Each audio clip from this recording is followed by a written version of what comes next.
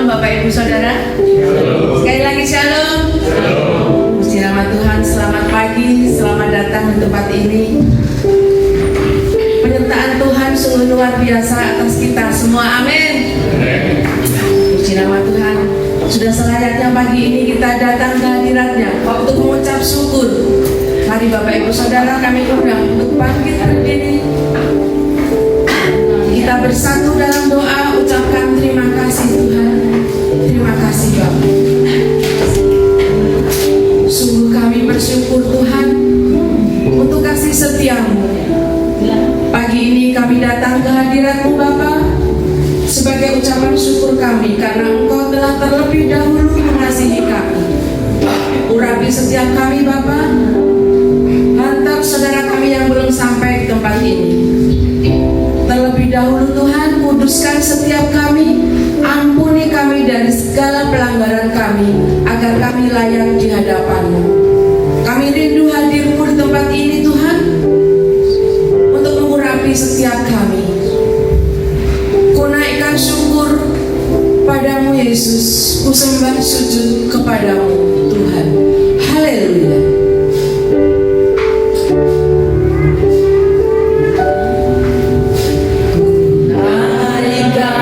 Syukur padamu Yesus, ku sembah sujud kepadamu Tuhan, di hadapan tahta kemuliaan-Mu, ku tinggikan, ku agungkan selama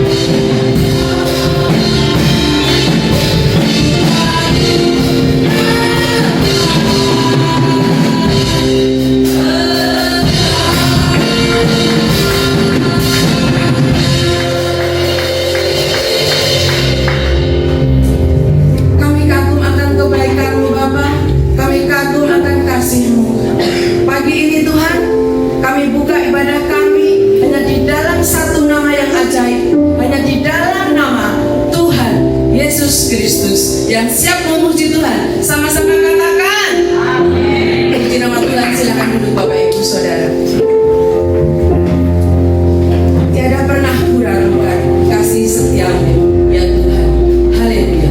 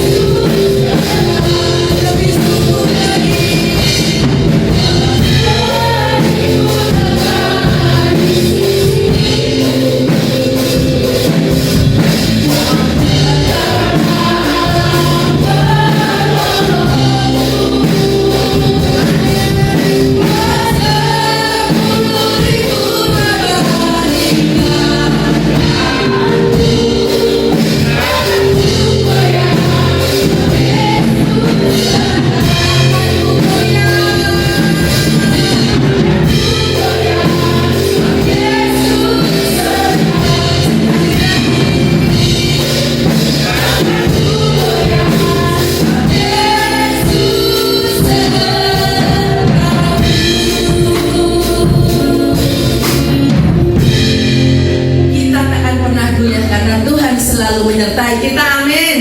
Amin. Kami undang Bapak Ibu Saudara untuk bangkit berdiri. Kita akan bersukacita bersama, bertepuk tangan. Kita akan katakan, Tuhanlah kekuatan dan mazmurku. Haleluya.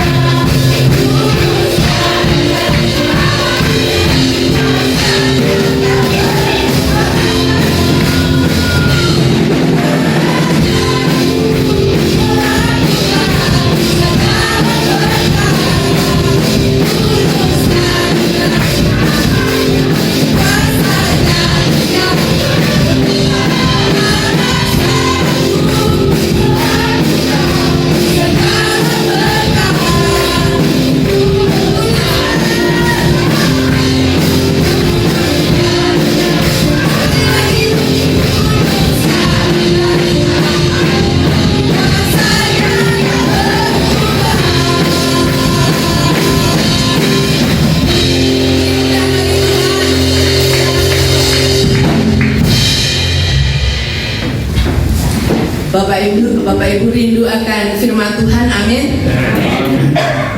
Tuhan Yesus selalu di sisi kita, Tuhan Yesus selalu menopang kita, Tuhan Yesus selalu membimbing kita. Tanpa Yesus kita akan jatuh, dengan Yesus kita takkan pernah jatuh. Bimbinglah daku, ya Yesus. Haleluya.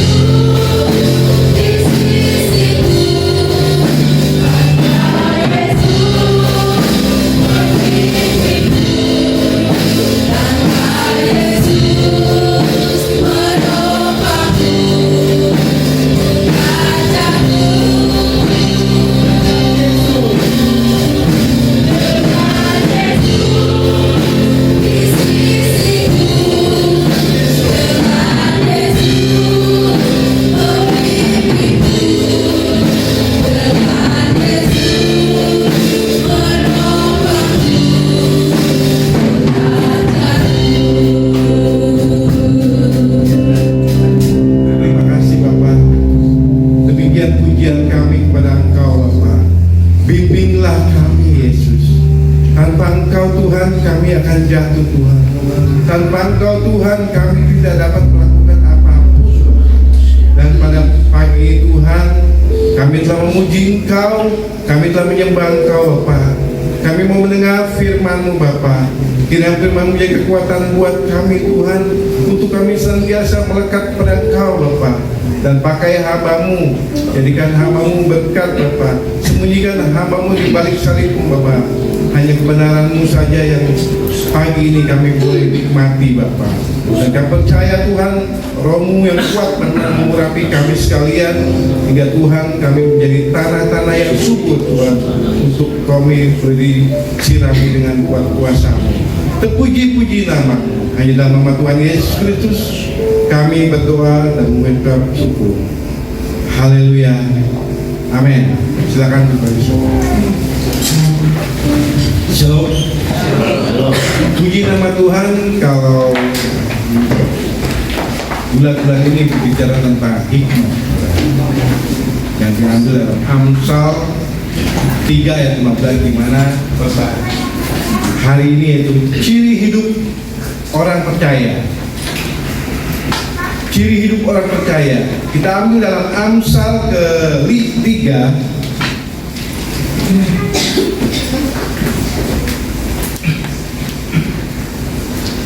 Amsal ke-3 ayat ke-5 sampai yang ke-10. Demikian firman Tuhan. Percayalah kepada Tuhan dengan segenap hatimu, dan janganlah bersandar kepada pengertianmu sendiri. Akuilah Dia dalam segala lakumu, maka Ia akan meluruskan jalanmu. Janganlah engkau menganggap dirimu sendiri bijak. Takutlah akan Tuhan dan jauhilah kejahatan. Itulah yang akan menyembuhkan tubuhmu dan menyegarkan tulang-tulangmu. Muliakanlah Tuhan dengan hartamu dan dengan hasil pertama dari segala penghasilanmu, maka lumbung-lumbungmu akan diisi penuh sampai berlimpah-limpah, dan bejana pemerahanmu akan meluap dengan air buah anggur. Amin. Amsal ini adalah kitab di mana ditulis oleh Salomo yang penuh dengan hikmah. Hikmat di sini adalah petunjuk buat kita, bagaimana kita bisa hidup, bagaimana kita boleh mengalami kecerdasan dalam kehidupan kita secara rohani. Di sini dikatakan bahwa percayalah kepada Tuhan.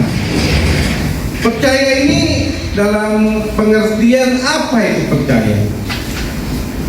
Percaya yang pertama bahwa berbicara bahwa kita mengakui dan yakin bahwa sesuatu yang benar atau nyata. Kalau kita mau percaya, oh iya saya melihat itu ada angkot yang menabrak bapak-bapak. Oh iya, dia percaya karena dia melihat, dia mengakui bahwa ada angkot menabrak bapak-bapak. Yang kedua, percaya juga bisa berbicara tentang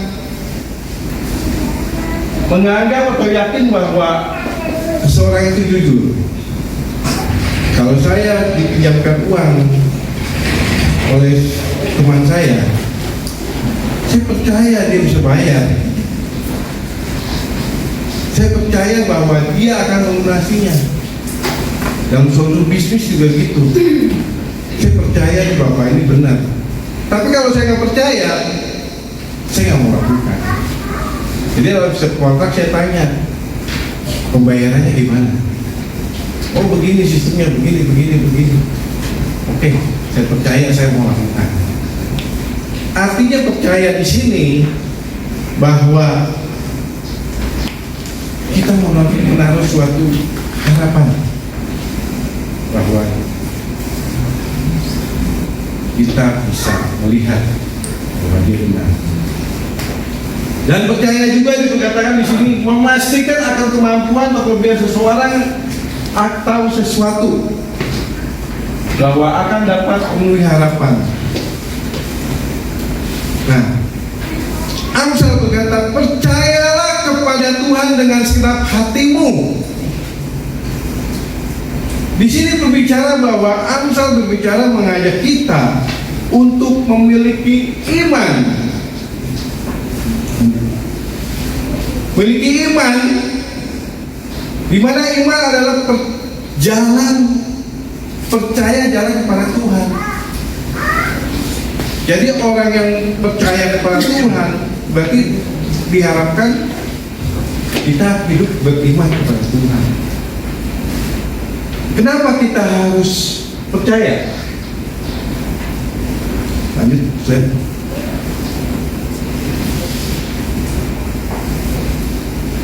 Kenapa kita harus percaya? Yang pertama, karena Allah telah menuntun hidup kita. Ia sanggup menyediakan jalan.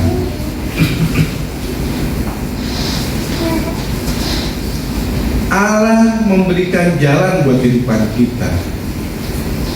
Walaupun 1000 musuh berbaris di siku tadi lagu Pujian Kasih mengatakan Allah memberikan kekuatan buat kita. Allah memberikan suatu jalan keluar buat kehidupan kita. Jalan yang tertutup Tuhan akan membukakan. Tapi kalau jalan sudah ditutup sama Tuhan, saudara tidak akan bisa bergerak. Artinya apa? Tuhan yang memberikan jalan buat kehidupan kita. Ayub berkata demikian, saudara, di ayat Ayub 19 ayat 8. Jalanku ditutupnya dengan tembok, sehingga aku tidak dapat melewatinya, dan jalan-jalanku yang dibuatnya gelap. Artinya apa? Ada keluh kesah Ayub bahwa Tuhan ini menutup jalan saya. Dan tanda kutip bahwa Ayub percaya bahwa Tuhan membuat jalan kehidupannya. Dalam kehidupan kita seringkali kita merasa bahwa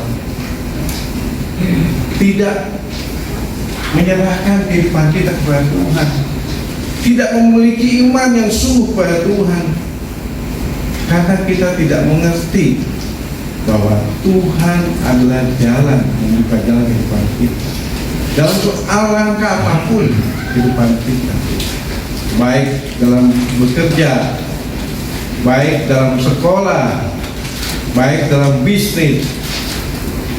Kalau kita percaya, Tuhan akan membukakan jalan untuk kehidupan kita. Dan Tuhan juga bisa akan tutup jalan kita kalau kita di sini dikatakan tidak mempercayai Tuhan secara penuh. Janganlah bersandar pada pengertianmu sendiri. Seringkali kenapa kita tertutup? Karena kita mengandalkan pengertian kita sendiri.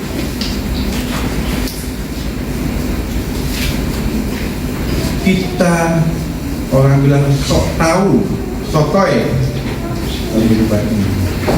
Yang kedua, hanya Allah saja yang menuntut kita, karena Dia dapat mengetahui jalan mana yang patut bagi manusia. Dalam kehidupan kita sebagai manusia, kita dituntut oleh Tuhan untuk melakukan A, B, C, D, dan E. Dan seringkali kita tidak mengenal jalan-jalan itu. Kenapa orang tidak percaya pada Tuhan? Di Amerika, di Eropa, banyak sekali hari-hari ini ateis, saudara. Kenapa? Sampai ada pendeta terkenal anaknya di Amerika ateis. Luar biasa, saudara. Kenapa bisa terjadi? Supaya membuktikan bahwa pertama, orang tidak percaya sama Tuhan karena lingkungan hidupnya atau dia dibesarkan dari keluarga yang tidak beriman.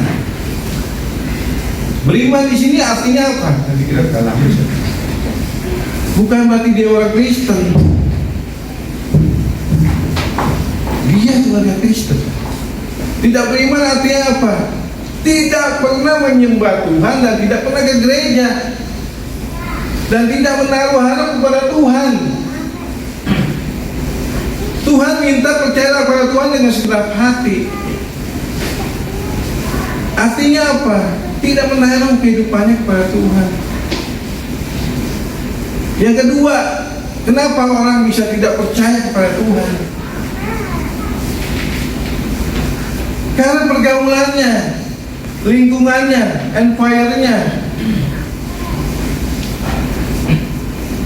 Kalau saya pernah makan orang Singapura, saudara. Dia bilang sama saya, kamu Kristen? Ya, saya Kristen. Oh, dia ketawa. Saya bilang, kenapa ketawa Kristen? Di Singapura udah nggak ada orang Kristen. Maksudnya pengertian apa? Hanya sekian persen aja orang Kristen. Mereka tidak percaya sama Tuhan. Kenapa, saudara? Lingkungan yang membuat dia tidak percaya sama Tuhan, terpengaruh. Jadi hati-hati, saudara, hari-hari ini. Yang ketiga, terlalu intelek. Orang nggak percaya itu terlalu intelek. Dia bertanya, kenapa di dunia ini banyak orang jahat? Karena ada Tuhan. Kenapa banyak orang jahat di dunia ini?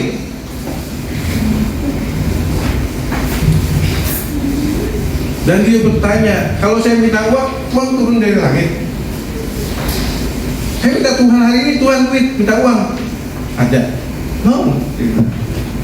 Dia pakai secara intelek untuk pembenaran diri. Kenapa orang nggak percaya? Yang ketiga, emosionalnya dihancurkan, saudara. Apa? Gereja tidak membuat mereka sejahtera. Gereja berdiri sebagai orang Kristen mengecewakan, membuat mereka sakit hati, kecewa. Akhirnya mereka meninggalkan. Percuma saya melihat pendeta, percuma saya melihat hamba Tuhan, brengsek semua. Pada kutip, saudara. Akhirnya mereka kecewa secara sosial dan mereka meninggalkan. Banyak aspek-aspek yang lain, reason yang lain tidak percaya sama Tuhan. Karena apa, saudara?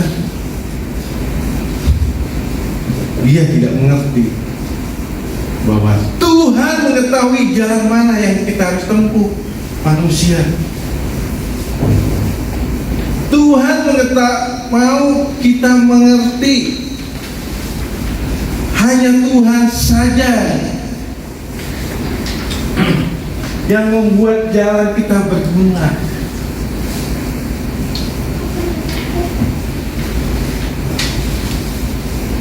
Jadi kita hidup ini, kalau kita nggak berguna, kita nggak ada apa-apa. Kita ini hidup harus berguna buat orang lain, ada kontribusi buat orang lain. Itu yang Tuhan mau. Tuhan membuat dalam hidup kita berguna. Di mana Mazmur 18 ayat 32, Allah, dialah yang mengikat pinggangku dengan keperkasaan dan membuat jalanku rata. Dan jalan Tuhan di dalam Mazmur yang 27 ayat 11 mengatakan, tunjukkanlah jalanmu kepadaku, ya Tuhan, dan tuntunlah aku di jalan yang rata, sebab seteruku. Tuhan memberikan jalan kita yang rata kalau kita berpegang pada iman kepada Tuhan.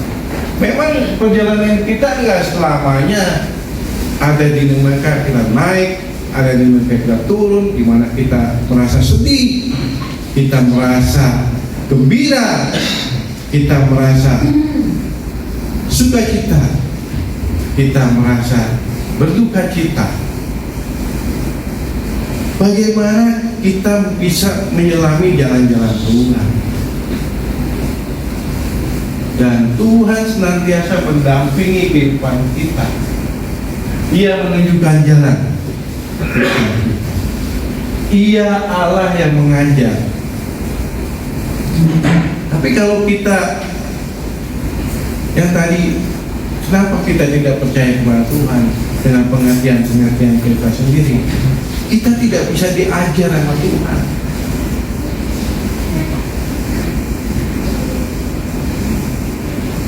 Kita tidak bisa dituntun sama Tuhan. Tadi yang terakhir, saya lupa yang ada 6. Kenapa orang tidak percaya sih? Karena mereka mau bebas secara merdeka cara. Kenapa contohnya? Saya pernah dengar seseorang berbicara bahwa di negara Kristen LGBT diresmikan, saudara. Eropa yang notabene Kristen, LGBT boleh dinikahkan. Australia LGBT boleh. Ini benar firman Tuhannya di mana? Kalah sama tetangga sebelah. Kita harus terima kenyataan. Ini pahit, tapi ini yang terjadi. Ini yang terjadi hari-hari ini. Karena mereka sudah nggak percaya sama Tuhan lagi dengan pengertian mereka sendiri. Karena I'm a free man. Saya ingin manusia bebas, merdeka, tanpa ada tuntunan, tanpa ada tuntutan. Kalau jalan-jalan Tuhan kan, Dia mengajar.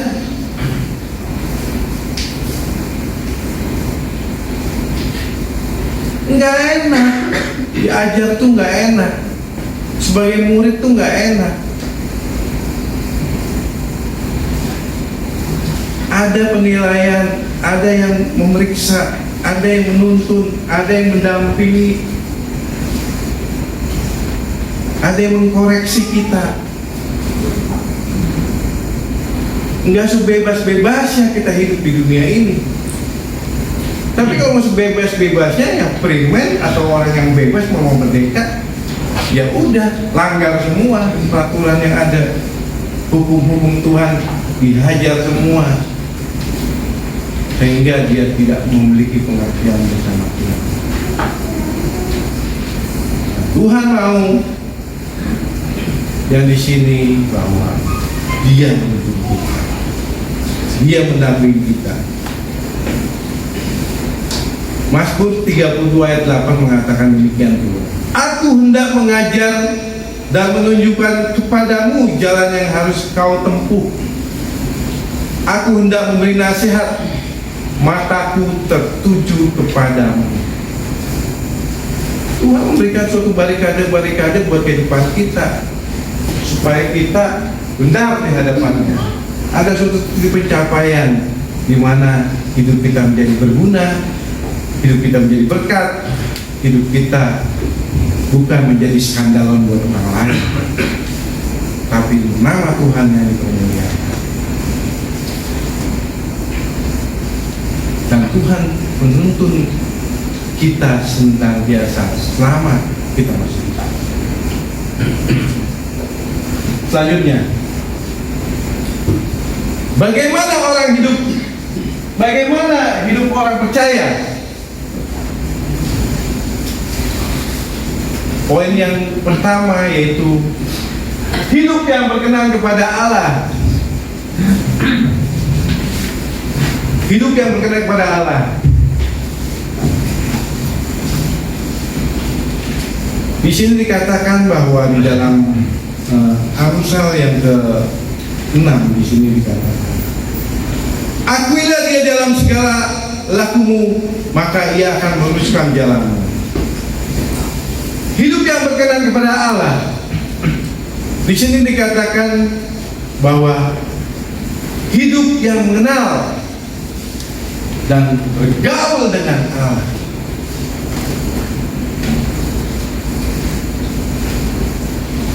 yang mengenal Allah itu hidup yang beriman kepada Tuhan. Sehingga kalau kita beriman kepada Tuhan, kita percaya kepada Tuhan, hidup kita dikenan Tuhan. Orang yang dikenal Tuhan itu bukan berarti orang yang tidak melakukan suatu pelanggaran. Dalam Alkitab mencatat bahwa King of David, Daud, dia melakukan suatu kesalahan, tapi Alkitab mencatat Daud diperkenan Tuhan, hidupnya dikenan Tuhan. Artinya apa? Yang pertama, Daud mengenal Tuhan. Daud tahu siapa yang dia sembah. Daud bergaul dengan Tuhan secara aktif atau bergaul karib dengan Tuhan. Jadi bukan suatu perbuatan kita, tapi respon kita.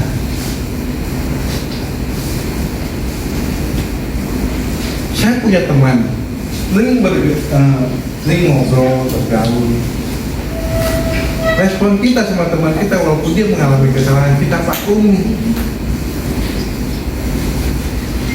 Itu orang yang melakukan kesalahan. Apalagi teman kita nggak melakukan kesalahan sama kita, lebih kita percaya dan kita respon, saudara. Nah, dalam kehidupan kita ini berkenan di hadapan Tuhan itu hidup yang pertama-tama itu hidup mengenal Tuhan. Habel beriman dan percaya ia dikenan Tuhan. Dia memberikan korban yang terbaik. Alkitab mencatat bahwa Habel memberikan yang terbaik. Di sini dikatakan bahwa Habel mengenal Tuhan. Kalau kita ini berbicara tentang Kain dan Habel, siapa yang mengenal Tuhan? Kain mempersembahkan juga, Habel mempersembahkan juga. Tapi kenapa Habel yang dikenal Tuhan? Karena Habel mengenal Tuhan, tahu apa yang Tuhan mau. Pada saat kita mengenal Tuhan, kita tahu apa yang Tuhan mau. Artinya kita mau belajar, kita mengerti kehendak Tuhan, kita mau melayani Tuhan hari demi hari. Dan di dalamnya ada orang yang kita bergaul dengan. Kita tahu selera teman kita. Kita tahu di mana teman kita nggak suka sama kita, marah sama kita. Kalau kita bergaul dengan dia, kalau ada hey, say hello, kita nggak tahu isi hatinya, kita nggak pernah ngobrol, kita nggak pernah curhat, cuma tahu Pak Andi di mana rumahnya? Oh, di sana. Hanya mengenal, tidak tahu sebenarnya. Tuhan mau kita tahu apa yang Tuhan mau kita lakukan, menyenangkan sehingga kita diberkati Tuhan. Yang kedua yaitu Henok. Henok adalah orang yang percaya dan beriman kepada Tuhan. Alkitab mencatat Henok memiliki keintiman dengan Tuhan dan dia langsung bisa naik ke surga, nggak mati lagi. Maksudnya nggak meninggal, langsung naik dia. Kejadian 5 ayat 22 mengatakan, dan Henok hidup bergaul dengan Allah. Kita melihat bahwa Henok berhidup dengan Allah, dia hidup di dalam Tuhan. Kita melihat figur Ayub. Tuhan katakan, lihat hambaku Ayub. Dia orang yang saleh, dia hidup bergaul dengan Tuhan. Apa yang terjadi? Iblis diizinkan mencobai gempuran demi gempuran yang luar biasa. Secara manusia, kalau saya jadi Ayub, mungkin saya udah gila. Dengan harta yang luar biasa dihancurkan sampai Nggak sampai situ, tubuhnya dihancurkan juga, tapi hayat di situ tetap dia mempercayai Tuhan. Dan kehidupan kita sebagai anak Tuhan, kalau kita mau diberkati Tuhan, dan kita menjadi orang yang percaya, yang pertama yaitu hidup kita harus mengenal Tuhan. Belajar mau merendahkan diri di depan Tuhan, datang kepada Tuhan, mau belajar firman Tuhan, mau buka Alkitab.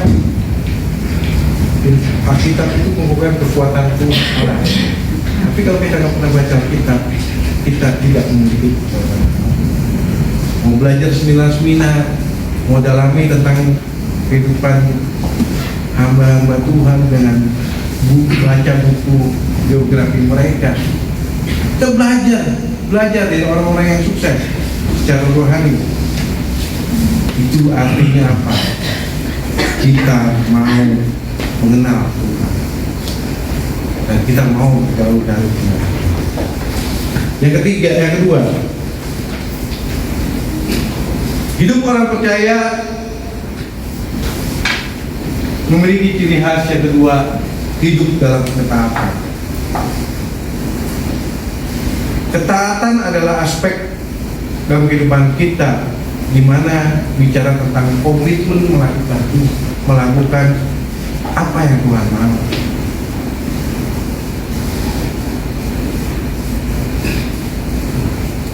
Nah, hidup taat di sini bahwa Amsal berkata bahwa takut akan Tuhan dan jauhilah kejahatan. Di Amsal yang ke-7, janganlah engkau menganggap dirimu bijak, takutlah akan Tuhan dan jauhilah kejahatan. Amsal mengajak kita untuk takut akan Tuhan dan jauhilah kejahatan. Karena orang percaya memiliki ketaatan beriman kepada Tuhan, di mana kita membawa iman kepada Allah. Iman itu adalah perbuatan dari ketaatan kita. Yakobus 2 ayat 17 mengatakan bahwa demikian juga halnya iman. Jika iman tidak disertai perbuatan, maka iman itu hakikatnya adalah mati.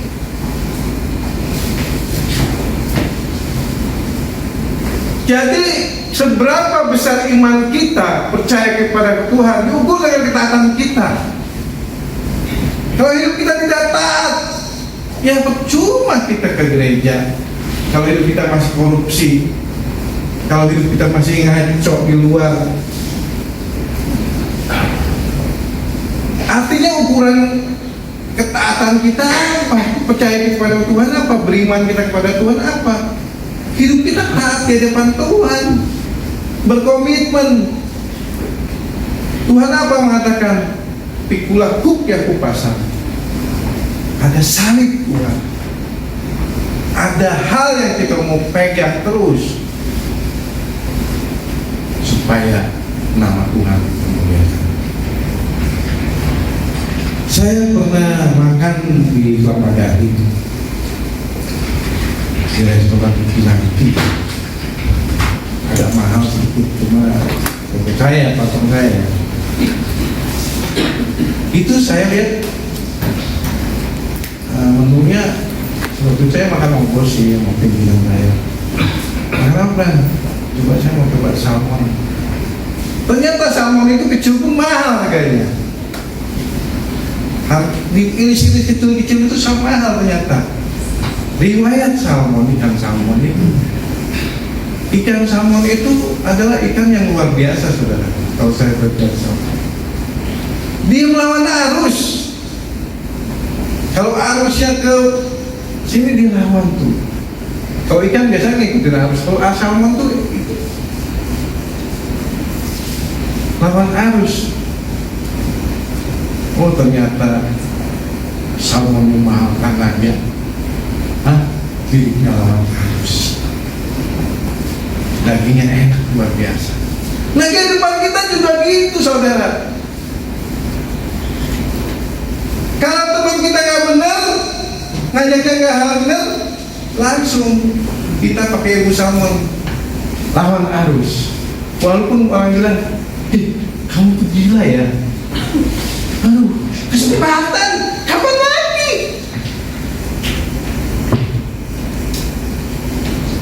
Tapi kita mau belajar seperti ikan salmon, dia mau lawan arus. Amin, saudara. Jangan kita ngikutin arus yang dunia ini, tapi kita mau belajar seperti ikan salmon di hadapan Tuhan. Yang selanjutnya, yang terakhir, memberi yang terbaik adalah ciri orang percaya. Ayat yang ke-9, muliakanlah Tuhan dengan hartamu dan dengan hasil dari segala penghasilanmu, maka lumbung-lumbungmu akan diisi sampai penuh, sampai berlimpah-limpah, dan bejana pemerahanmu akan meluap dengan air buah anggurnya. Ciri orang percaya, dia mau memberikan yang terbaik buat Tuhan.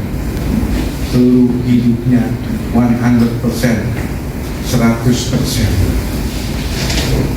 Di mana kita melihat contoh bapak orang beriman, Abraham. Orang bilang Ibrahim, kita berkata Abraham, bapak orang percaya. Dia memberikan yang terbaik buat Tuhan. Pada satu saat Tuhan berkata, Abraham, pergilah kamu, bawalah anakmu, korbankanlah buat aku. Saudara, Abraham itu kita notabene punya anak Ishak itu umur 99 tahun, yang sudah mulai menua. Dia sampai ketawa istrinya waktu itu Sarah, bisa punya anak udah umur tua gini, kita berketawa. Maka Ishak diartikan tertawa. Begitu luar biasa pergumulan dia mempunyai anak.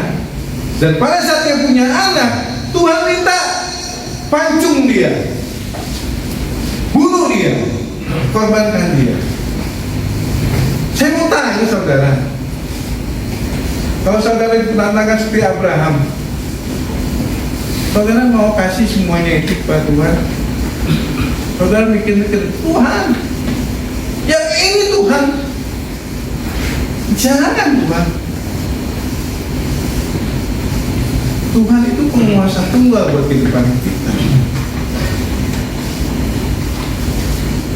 Dia minta sesuatu buat kehidupan kita.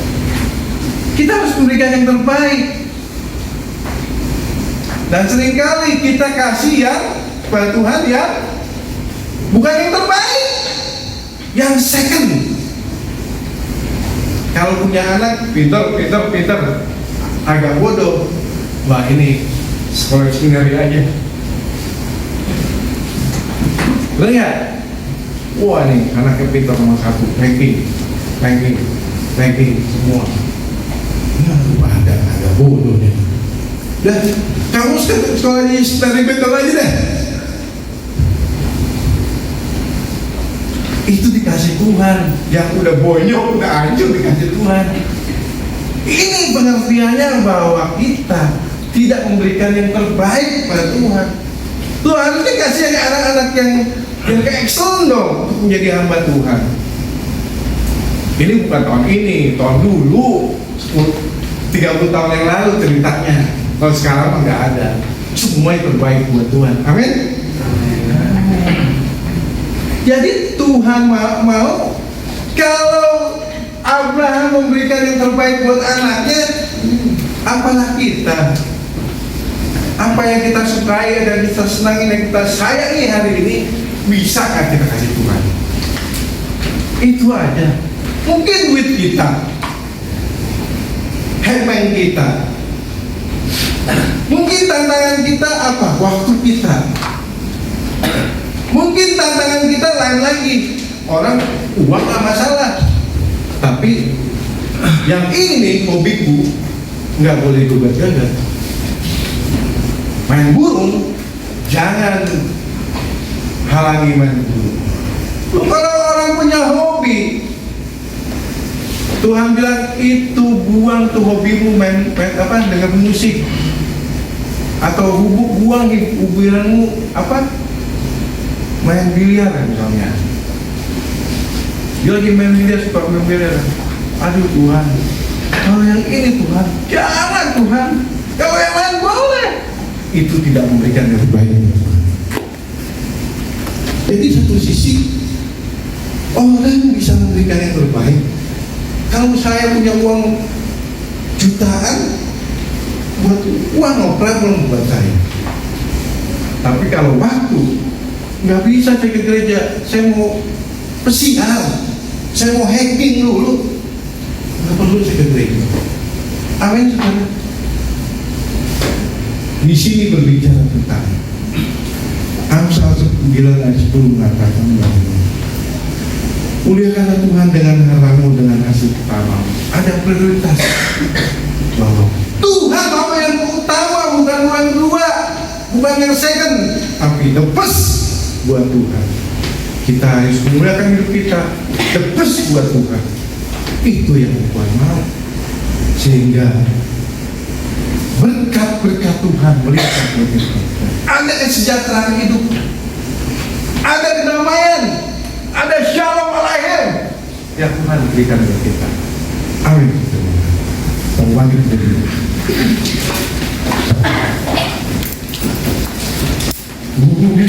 Oh sepertimu Yesus disempurnakan selalu, bagaikan bejana siap dibentuk. Demikian itu.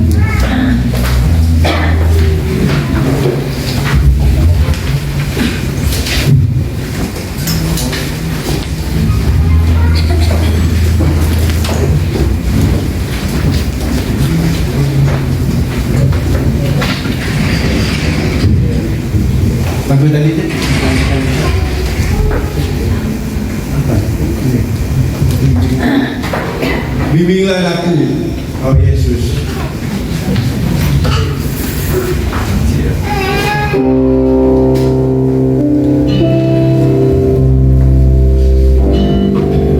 Terima kasih Bapak, Engkau telah berbicara tentang ciri-ciri orang percaya. Ajar kami orang yang menjadi orang yang berkenan di hadapan. Ajar kami menjadi orang yang taat di hadapan Tuhan, dan menjadi orang yang memberikan yang terbaik buat kami, buat Engkau Yesus. Kita menyanyikan lagu Bimbinglah aku, ya Tuhan Yesus di sepanjang hidupku.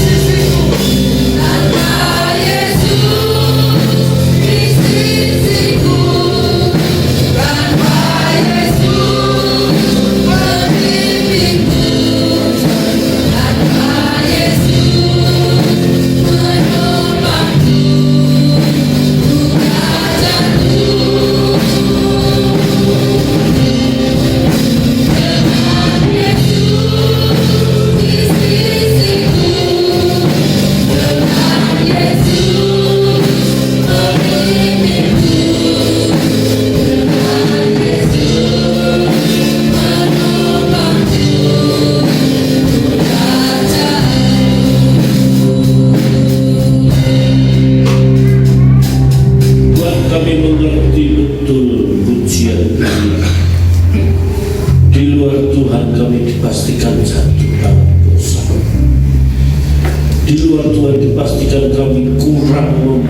mempercayai dan tidak mempercayai Engkau. Oleh sebab itu biarlah Tuhan kami menunjukkan ciri-ciri anak-anak Tuhan yang hidup dalam ketaatan, hidup dalam iman kepadamu, dan mau belajar memberi yang terbaik. Bapa, terima kasih untuk kebenaran firman-Mu. Berkati hamba-Mu Bapak Franyanto yang sudah menyampaikan kebenaran firman. Tuhan pakai sebagaimana beliau ada. Berkati istri dan putra-putrinya, keluarganya dalam perlindungan, penyertaan dan pertolongan Tuhan. Tuhan beri kesehatan buat seisi keluarganya, juga ibunda Tuhan, Bapak Franyanto juga akan memberikan kesehatan yang semakin disempurnakan. Hamba mengangkat tangan buat seluruh jemaat Tuhan, kiranya Tuhan memberkati akan apapun yang menjadi pergumulan mereka. Yang sakit Tuhan memberikan kesembuhan, yang lemah Tuhan berikan kekuatan, yang berkekurangan Tuhan cukupi dengan cara Tuhan. Ajar mereka rajin bekerja, melakukan apa yang bisa mereka lakukan, dan Tuhan memberkati usaha mereka sekalian. Bapak, jika jemaat membutuhkan banyak dana melanjutkan kuliah sekolah anak-anak mereka, juga Tuhan cukupi. Terpujilah nama Tuhan. Kami bersyukur kalau Tuhan telah mendengar doa kami. Pernikahan Ronald dan Rizalka dapat berjalan dengan baik, dan kami percaya ini semua oleh karena anugerah pimpinan dan penyertaan semua yang terlibat. Tuhan berkati dan urapi. Bapak, terima kasih. Sebentar kami mau tinggalkan tempat ini. Tuhan sertai kami sampai di rumah kami masing-masing dengan selamat. Sebelum kami pulang, kami akan memberi persembahan bagi-Mu, dan biarlah persembahan ini merupakan hal yang terbaik untuk kemuliaan dan kemasyhuran pekerjaan Tuhan di tempat ini. Dan jemaat Tuhan tidak menjadi miskin, jemaat Tuhan semakin berkecukupan, bahkan berkelimpahan, diberkati untuk menjadi berkat. Bapak, terima kasih. Pemerintah negeri kami serahkan dalam tangan Tuhan. Berikan hikmat akan kuasa wibawa dari pemimpin kami Bapak Insinyur Joko Widodo sebagai presiden kami bersama para menteri. Tuhan akan tolong sehingga negara ini semakin aman, tentram, semakin makmur, semakin sejahtera, sebab kesejahteraan negeri ini merupakan kesejahteraan kami semua. Terpujilah nama-Mu. Saudara arahkan mata hatimu dan mulailah berkat Tuhan. Kiranya damai dan sejahtera dari Allah Bapa, kasih setia dari Yesus Kristus Tuhan, dan persekutuan Roh Kudus menyertai seluruh jemaat Tuhan serta sampai Maranatha Yesus datang untuk kita. Dalam nama Tuhan Yesus Kristus.